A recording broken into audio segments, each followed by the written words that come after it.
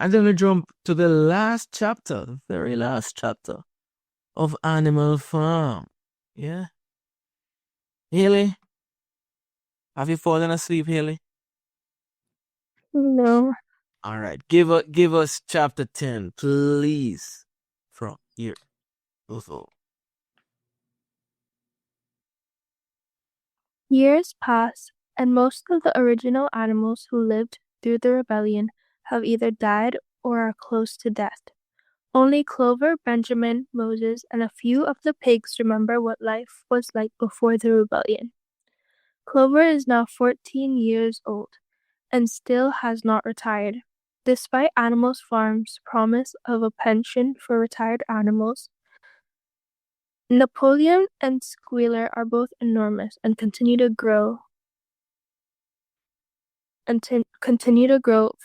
fatter as time passes.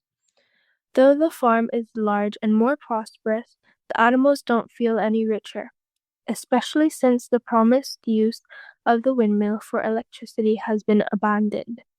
Instead, the windmill is used for milling profitable corn, and the animal's life remains hard, with long hours of labor and reduced rations.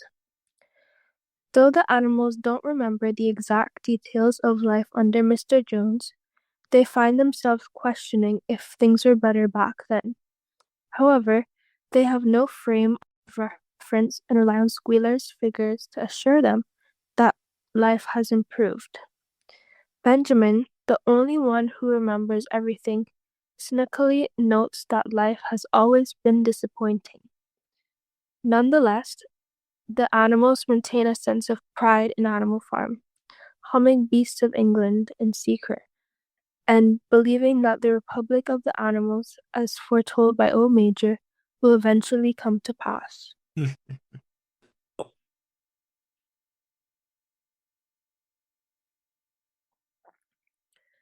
One day, Squealer takes the sheep to a remote part of the farm to teach them a new chant.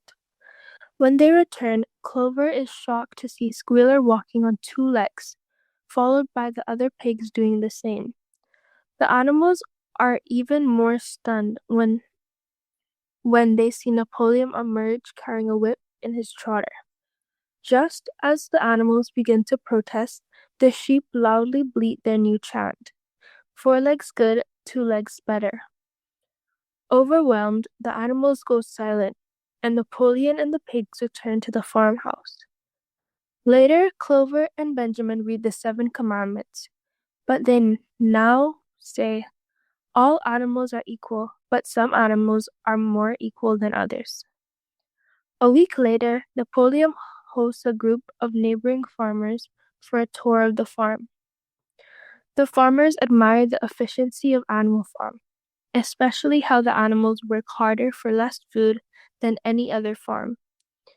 That night, the pigs and farmers hold a banquet and toast to the future of the farm. As Napoleon stands to make a speech, he announces several changes. The farm will revert to its original name, Man Farm, and the animals will stop addressing each other as comrade. The animals watching from outside the farmhouse realize they can no longer distinguish between the pigs and the men. The revolution has come full circle, and the animals find themselves under a new tyranny that mirrors the one that they fought to overthrow. Yes. Thank you so much, Haley. Well, this is pretty much it. What do we think of the last chapter? And what do we think of this chapter in, as like a summary or let's say a conclusion to Animal Farm? Or is it a conclusion?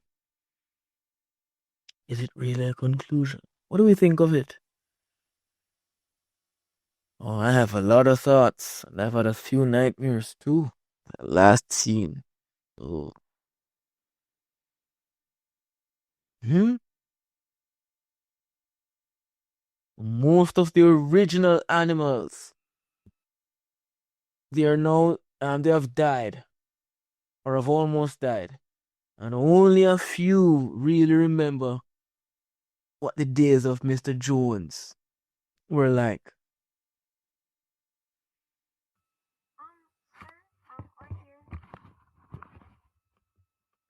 No, I think this chapter it is the starting over of Manafor because I just did say that most of the animals already died. So like those of animals that went through that resolution have already died. So some of them are close to death. So as this novel begins with Benjamin being one of the few person who probably have lived through a revolution before. Um it shows how this can happen again because I can't really distinguish the pigs and the men. No. So with the new generation it can go full circle.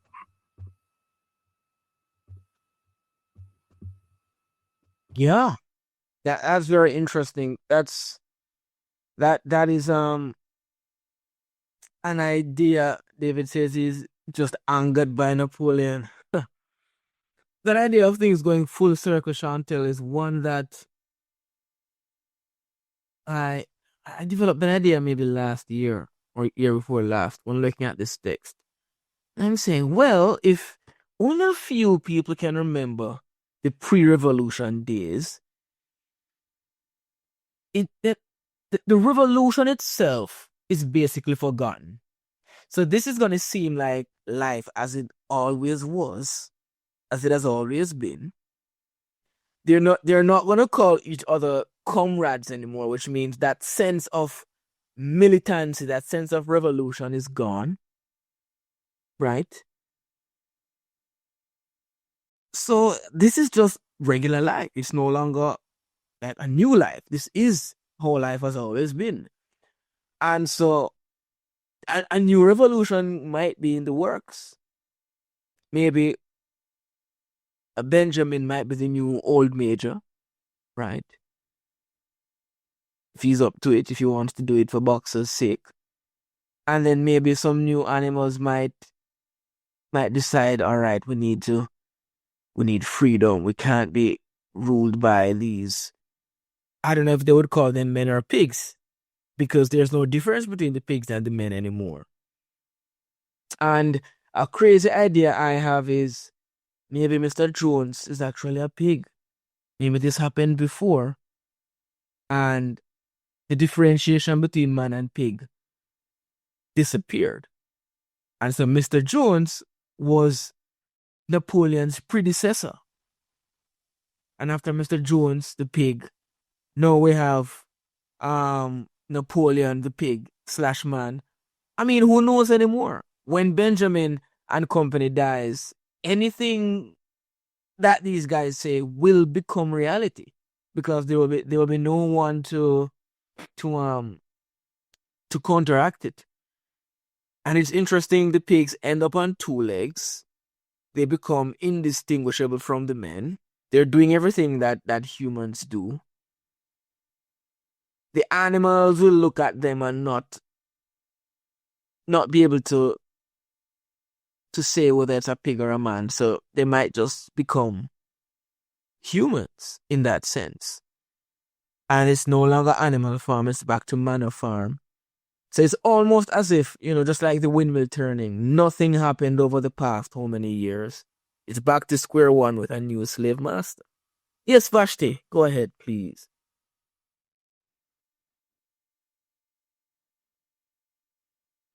Vashti? Oh, I thought you were about to say something. Okay, okay. I understand. No problem. Yeah. So very, very interesting end here. Do we think this is a happy or sad ending to Animal Farm?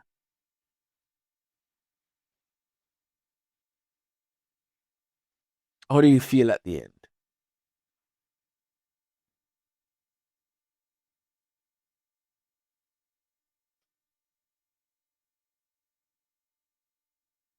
Mhm. As the story ends, what do you feel? Or what is the big idea that you take from it?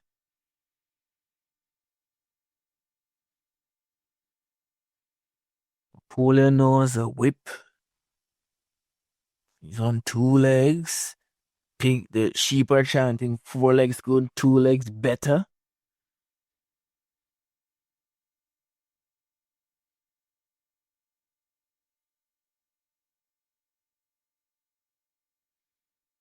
Oh, Mhm. I think even from like chapters 5 to 7, we could see Napoleon kind of becoming more and more of a leader.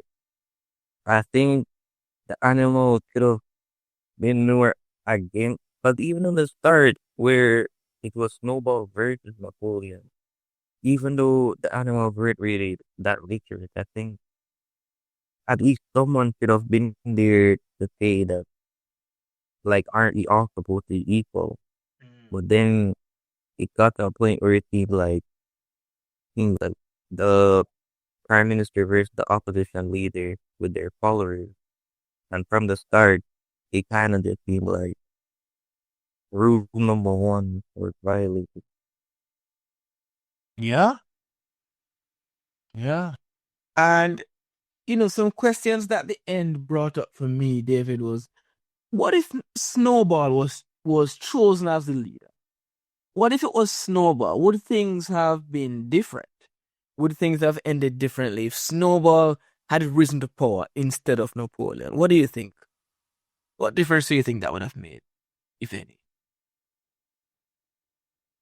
Um, well, the thing is with the, we, I could sit here and say maybe Snowball wouldn't get Dog to be the bodyguard and Pig to manipulate. But then it's again, Snowball could end up just doing the same thing. Like Snowball could, in fact, end up worse. Could be more brutal. Could be more ruthless. And we'd like to think that he'd be a more fair and just leader. You know, actually sticking to his word with the pension instead of leaving it on only a corner of the field for the animal that retired. But in the end, Snowball could end up like informing everything. Yeah, it's difficult to tell if Snowball would have been a more honest leader, a more diplomatic leader. He did seem to me like a better candidate. I'd choose Snowball. But maybe one of the messages of this novella is that power itself corrupts. So regardless of who holds the power, once there's a system that enables one person to hold the power, whoever holds that power will be corrupted and will fall into those vices. So whether it's Napoleon, whether it's Snowball, whether it's a sheep or a hen, whether it's Snowball or whether it's Boxer or Clover or Benjamin, as long as you end up in that position where you have that kind of control, that kind of power, that kind of influence, you have that kind of support, that kind of loyalty given to you, you are likely or will eventually fall prey to the vices, and you will become like Napoleon. So perhaps it's not necessarily Napoleon as an individual that is the villain, the true villain, but it is the system that enables Napoleons to exist. So it was Mr. Jones, then Napoleon, who knows who is gonna succeed Napoleon. That to me is a possible message. It's really the nature of power, the nature of political leadership, as opposed to the individual, that was a bad leader, that's a bad person. I mean, you never know what someone is capable of until they have the power to show you what they're capable of, right? So that's a possibility for those who might think, oh, if not, if Snowball was chosen, things would have been so much better. I'm not sure about that. It's a possibility, but I think this is a very, very cynical novel. It's one that is really speaking against and critiquing the system as opposed to the individual leader. That's kind of my take, but it's just my take on it. Is Vashti, you are about to say something? Yes, sir. Actually, I was thinking, okay, I agree 100% that power corrupts, Mm, but also making the uh, the view of, look at how they use education mm, in terms of power and how it corrupts. If you have education, and I mean a very sterling ability to read and write, mm, you're gonna have a power that is surpasses many people who don't have that capacity, and then they remain in either absolute, um if I may put it, dunce mode. they mm, don't they just don't could never make that analogy properly. mhm, uh so that I always make the connection that Orwell didn't only talk about way power corrupts, but he also talks about the power of being educated, how it actually enhances. It's an enzymic reaction mm, when you think about power and education together. Just a mhm. thought. Oh yeah. And it, even though the novel takes a very cynical direction in that education is weaponized, we can imagine a story, a narrative, a reality, a world, a situation where education is used in a positive way.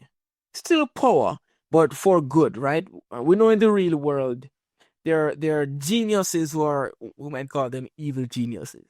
But we also have good geniuses, right? Who save lives. You know, their research are foundational in medicine and stuff like that. So I, even though education is highly weaponized in this particular story by the pigs, I don't think the novel is indicating that education itself is fundamentally a weapon. But it's just that it can be weaponized. You know, it can be weaponized. They can use it for good or for evil. In this case, it was definitely used for evil, or at least, you know, for selfish gain.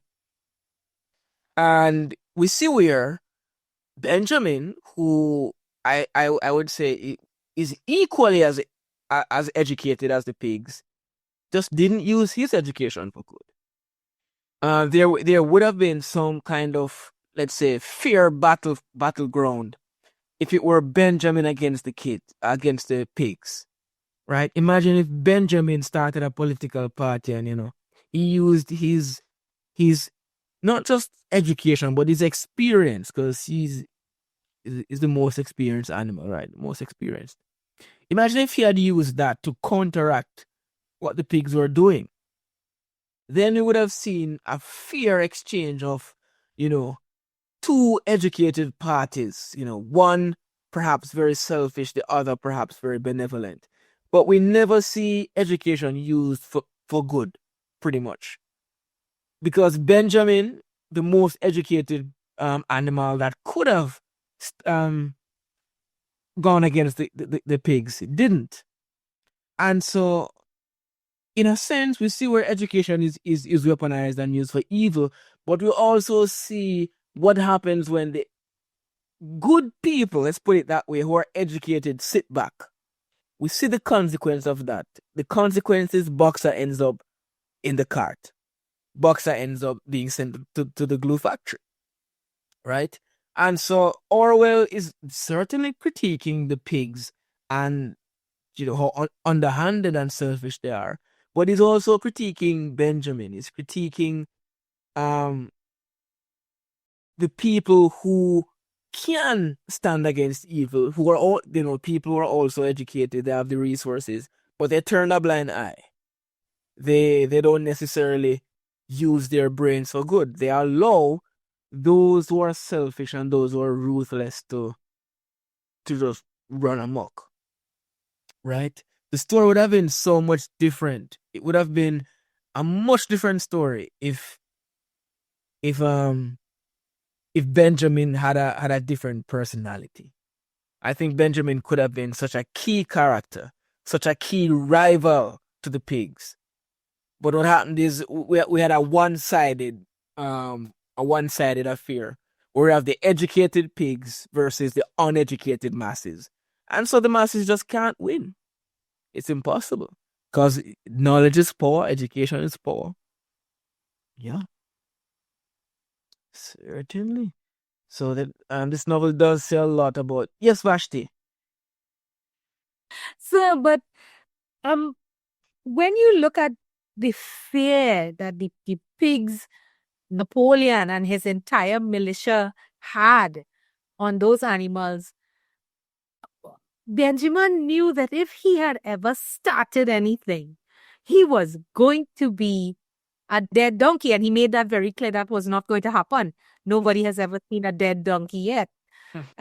So, I mean, is it that just generally that the pigs knew that nobody was ever going to oppose them because they had the power of the death?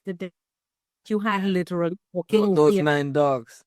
Yeah. Well, I think it got to that point eventually around the middle of the novel. But I think Benjamin had a lot of opportunities before it got to that point to really stand up. I mean, when Bucks was about to die, it was already too late. Benjamin couldn't have done anything really because the power was already established.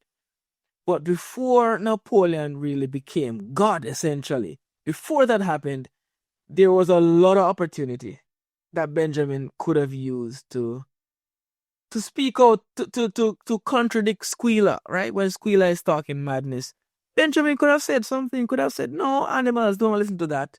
How can that be? How can 1 + 1 = 3? That doesn't make sense. But Benjamin waited until it was too late. And until it was, Boxer, his friend, who was being affected. That is when he tried to say something. Because he did try at the very end. He tried to look at the van, Don't you see what's written on the van? No, they don't know. You should have taught them how to read. It can't be helped. No, it's too late. So I think Benjamin just wasted his moment. He had a moment. He had a chance. But he didn't use that opportunity. He didn't use that chance at all. Did not use that chance. He wasted it being so cynical. He was so hopeless that he didn't even try. He didn't even try. And if he had tried, we would have seen a different story. Maybe, maybe chapter 4, chapter 5, he could have done so. Chapter 6, yeah, he better keep quiet. It's too late. You talk, you die. But it wasn't always like that. We saw it crept up to that point, to that critical point where it's no longer possible to rebel. But before it had reached that point, around the time when, let's say, Molly ran away, Benjamin could have done something around that time or earlier.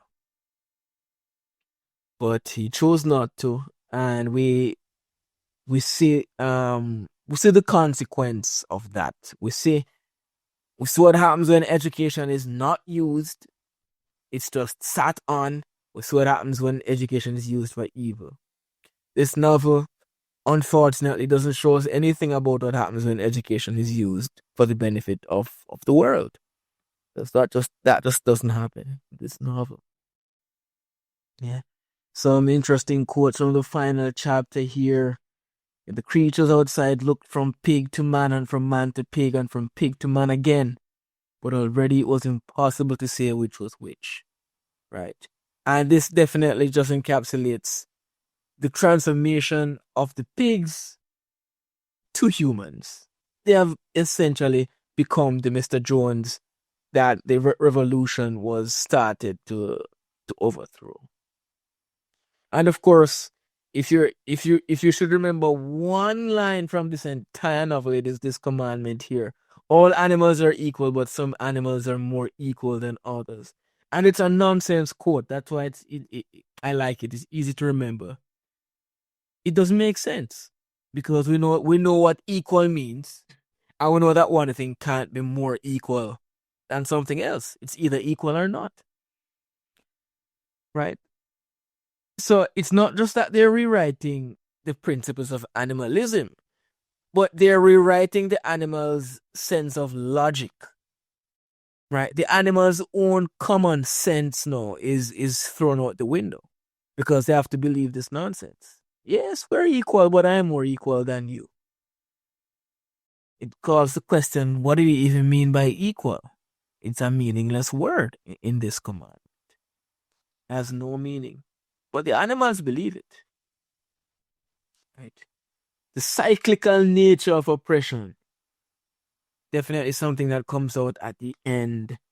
The pig's transformation into humans reflects the cynical nature of oppression. Despite the revolution's initial goals of equality, the animals find themselves under a new form of tyranny.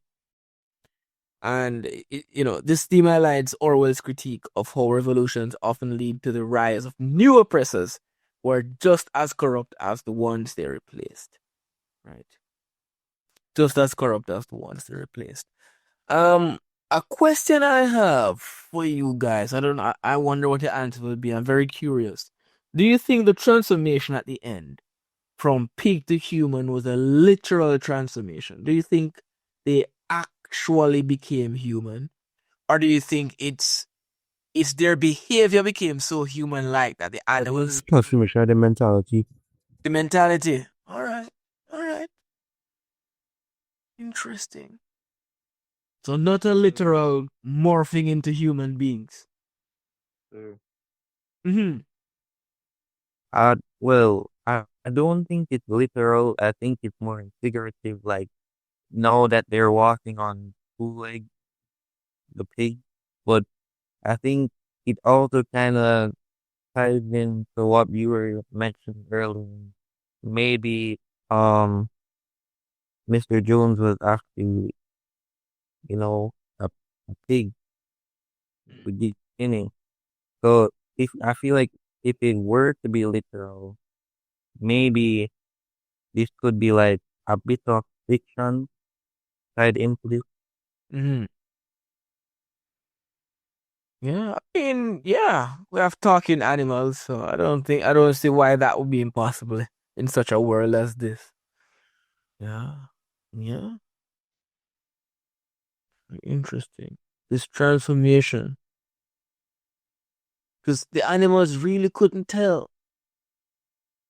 When they read the actual chapter, you get the impression that the pigs' faces are morphing and twisting, and just turning into human faces. Mm. It seemed quite literal at the end there. Kind of in the same way that Squealer literally rewrote the animal's memories, right? It seemed as if when he told them something, they actually, in a literal sense, forgot about what happened in the past. Of course, it's a way of kind of exaggerating the idea of brainwashing, but I think the literalness exaggerates it because in real life, it's hard to imagine that happening in a literal way. Yeah. Yeah. Yeah. The betrayal of the revolution, another theme. Final chapter shows how the pigs have fully betrayed the principles of animalism. The commandments, once a symbol of equality and justice, have been reduced to meaningless slogans that justify the pigs' rule. The animals are left with nothing but the bitter realization that they're no better off than they were under Mr. Jones. Wow. Dangers of power. The pig's gradual transformation into human-like figures highlights the corrupting nature of power. At the beginning of the story, the pigs sought to free the animals from the tyranny of humans. But as they amassed power, they became the new tyrants. Their control over the farm, their manipulation of language, and their eventual resemblance to humans show how power can corrupt even those who start with noble intentions. The pig's willingness to cheat and deceive, as seen in the card game, underscores their moral decay. This is something that is more of a question than a statement. Do you think that the pigs had good intentions at the beginning? When is it that you think the pigs started down a road of evil? Was it at the very start? So Or I was it believe, somewhere along the way? sir, I believe it happened at the very, very beginning. Hmm. They see the fact I'm always referencing that point of milk and apples. Hmm. Right? They started, they knew what power was going to do for them, the benefits of that power. They did do, and they captured it even at the onset was apples and milk, and apples and milk were good for education, and Hmm. we've got the education. So for me, the pigs knew what they were doing from the onset, which of course is typically all governments. I mean, Hmm. I've seen governments come and go, and I can't tell the difference between who is pig and who is man, to be honest. Yeah. Wow. Yeah. Mm-hmm.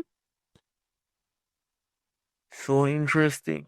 I watched a video, it was on Facebook, maybe 2 or 3 years ago. And it was this guy, um, he was ranting. He seemed so upset, but apparently maybe he worked at a hotel, or it was a server at a hotel, it was a big dinner or conference. And he saw like the prime minister, his party and the opposition leader carrying on together and having a grand time, in cahoots, just yeah, laughing and so on. And he made the video, basically telling the public, don't vote for one or the other. They're all friends. Don't be so loyal to the point where you're even judging somebody else who has opposing views. Because at the top, everybody is happy, right? They're all rich. They're all powerful. They don't care about the details. And that reminds me of the card game at the end with the pigs and the humans in cahoots, all happily, all merrily playing together, right? And so once you're at the top and once you have power, perhaps the details don't really matter to you anymore. What's happening at the bottom doesn't really matter, right? As long as you are at the top of the food chain, you're good. So whether pig or human doesn't matter, right? So the pigs, the humans, they enjoy the same comfort. They enjoy the same power of being in charge, being in control, being the top of the food chain, right? And so maybe whether it's the opposition or the party in power, maybe there's really no difference to be made. They're all well paid, perhaps. Or maybe that's all that really, really matters. Whether they're in power or not, they're getting more money than me. So, you know. When I was in high school, in the Jamaican context, it was the Gully versus Gaza, Vibes Cartel with the Gaza side and Movada with the Gully. And no matter which high school, these are dancehall artists, right? No matter which high school you go into, there's a divide. Yeah, this class or these boys or this crew, Gaza, this crew Gully. And literal fights would break out, literal friendships would be destroyed over Gaza versus Gully. At the end of the day, they're both filthy rich musicians. They don't care about the details. They're fine. Their feud and whatever, it's all in your head. Right? They're good at the top, they're enjoying it regardless of how divided they seem and how passionate they seem. They're both rich. And they both enjoy whatever they're doing because it makes them richer. Right? Just like the men and the pigs playing the card games. Yeah. So yeah, we see the dangers of power. Power corrupts and absolute power corrupts absolutely. Yeah. Power corrupts and absolute power corrupts absolutely. The more power you have, the more susceptible you are to corruption. Yes. Yeah. Napoleon was fully transformed into a dictator, indistinguishable from the humans he once despised. Yes, his rule is characterized by hypocrisy and self-interest, and his transformation into a human-like figure represents the complete betrayal of the revolution's ideals. Yeah. And then we have Clover. Loyal and naive, I'd say in equal parts. And Clover was never fully ignorant. She was always able to realize that something is wrong. Something isn't adding up, but she was never educated enough to really express her concerns and to challenge the status quo. She was never able to articulate very well. Benjamin, who might have been able to articulate, didn't have the zeal to do so until it was too late. And we already know about Squealer. How ironic, right? 4 legs good, 2 legs better. It's pretty much a reverse of animalism. Right? Yeah. Yeah. Some important characters as we wrap up, Napoleon, primary antagonist. We know he's the power hungry warlord, the one who uses underhanded tactics to rule, manipulate. Right?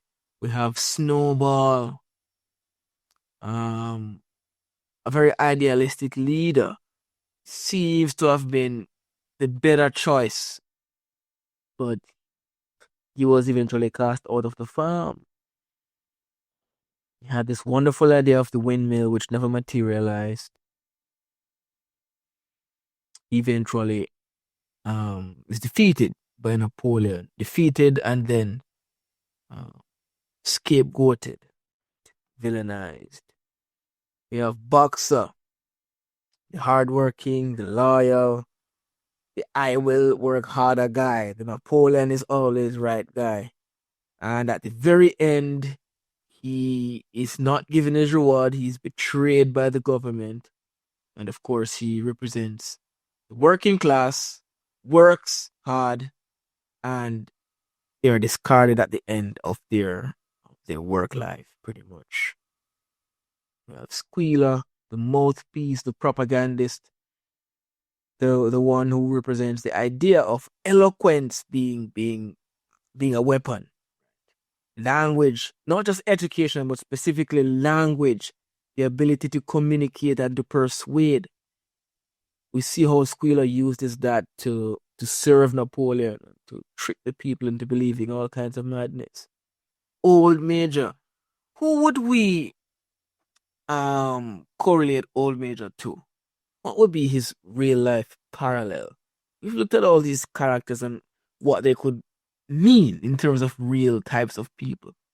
What about Old Major?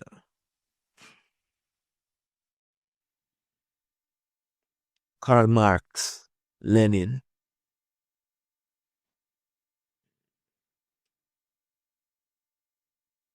Yeah. Old Major was a little bit too idealistic as well, perhaps. Do you think Old Major's vision could have come through? Or do you think it was impossible from the start? No, I think it was impossible from the start, simply because Old Major always a well-kept pig. He was never, he was a game pig. Hmm. He never had a hard life. So how could, his thoughts on being a visionary of this perfect life, you really have to ask yourself, where is he getting this from? Because he has never had to, was Mr. Jones's prized boy. He had a life, a very good life, in fact. Ribbons and medals. Yeah. I think this came from a dream, a literal dream he had one night. He just woke up, said, "Hey, gather around. I have an idea." I'm not sure how well thought out. best idea would have been. And why wait until you're old and on a deathbed to share such an idea? That's an interesting question. Didn't you have this idea all along, old Major? So as you get older, that's when you start going, oh, I could have, I could have, this is how I would have done something else in my other life. I could attest to that. You know, well, I would have done that better, and I would have done. So is it that in his dream, he's just thinking up all the mistakes he made and goes, you know something, I could have changed this by doing X, Y, and Z instead, and come up with a utopian puzzle? Could be. Or if you want to be very, very cynical and dark and pessimistic, you could say, Old Major only did this so he would have a legacy ahead of him when he dies. You know, I want these people to keep talking about me and remember me. So I'm going to give them something to do in my name. Who knows? Or who knows if he would have foreseen, all right, I'm a pig. I want pigs to rule. I'm going to create this idea, plant this seed. And I know that the pigs will eventually take control. I don't know. These are just wild ideas, but it's a very cynical novel. So I have to be a bit cynical with, speculative analysis. Sometimes I don't know if Old Major's idea could have ever come to fruition, even with a different leader. Right? It's hard to say. It's hard to say that it's just Napoleon's fault. Maybe the idea was just not realistic in the first place. Could be. Then you have Benjamin the cynical donkey, the oldest animal on the farm and the most skeptical of the revolution. He represents the intellectuals, or those who understand the corrupting nature of power, but feel powerless to stop it. While Benjamin is aware of the pig's manipulation from the beginning, he chooses not to speak out until it is too late, symbolizing the dangers of passivity in the face of tyranny. Yes. Too passive. Yes, David. I don't know how much is spoken about, but did it really go in depth on the specific amount of work that Benjamin did? I'd have to reread. Because, like, besides the general animal population that, did the work, like, maybe a reason why I stayed silent was because none of this was truly affecting him. Mm. So it's like, even though he was going through the general hardship, it's not like his life was totally, a misery until Bhakti was bang. Yeah, I'm inclined to somewhat agree. Benjamin, I'm sure, didn't have the hardest life. He was an old donkey. He was the oldest animal on the farm. If you live that long, you're kind of being taken care of. But also, he never had a positive outlook at all. He had seen so much. He had experienced so much that even though maybe he didn't have the hardest life, he didn't see anything to look forward to in life. Right? And as Vashti is saying in the chat, old donkeys still work hard.